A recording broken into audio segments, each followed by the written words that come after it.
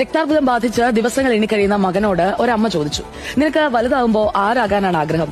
അവൻ പറഞ്ഞു, എനിക്കൊരു ഫയർമാൻ ആകണം. അപകടത്തിൽപ്പെടുന്നവരെ യൂണിഫോം ധരിച്ച് ചുവന്ന വണ്ടിയിൽ നിന്ന് ചാടി ഇറങ്ങി രക്ഷിക്കണം. അമ്മ അന്ന് തന്നെ ഫയർ സ്റ്റേഷനിലെത്തി തന്റെ മകന്റെ ആഗ്രഹം ഇങ്ങനെ വിവരിച്ചു. കുറച്ചുനേരം അവനെ ഫയർ എഞ്ചിനിലിരുത്തി യാത്ര ചെയ്യിക്കാമോ എന്ന് ചോദിച്ചു. പിറ്റേന്ന് തന്നെ അവർ ആ കുട്ടിയെ യൂണിഫോം ധരിപ്പിച്ചു, ഫയർ എഞ്ചിന്റെ മുന്നിലിരുത്തി പട്ടണത്തിലൂടെ പാഞ്ഞു. അന്ന് നടന്ന രക്ഷാപ്രവർത്തനങ്ങൾക്കൊക്കെ അവനെയും പങ്കെടുപ്പിച്ചു. തിരിച്ച് വീട്ടിലെത്തിയ അവൻ ഇറങ്ങുന്നതിന് മുൻപ് ഓഫീസറോട് ചോദിച്ചു, സാർ, ഞാൻ ശരിക്കും ഫയർമാനായോ? അയാൾ പറഞ്ഞു, നീ ഇപ്പോൾ ശരിക്കും ഒരു പോരാളിയായി. സ്വപ്നങ്ങൾ പരിപോഷിപ്പിക്കാൻ ദിശാബോധവും വൈദഗ്ധ്യവും വേണം. അനുകമ്പയുള്ളവരോട് വിഷാദങ്ങൾ പങ്കുവച്ചാൽ കാര്യമുണ്ടായേക്കാം. സ്വപ്നങ്ങൾ പങ്കുവച്ചിട്ട് ഒരു പ്രയോജനവുമില്ല. രണ്ടിനും ലഭിക്കേണ്ട പ്രതികരണം രണ്ടാണ്. ഒരിടത്ത് പരിഗണന മാത്രം മതിയാകും, മറുവശത്ത് പ്രേരണയും മാർഗദർശനവും ലഭിക്കണം.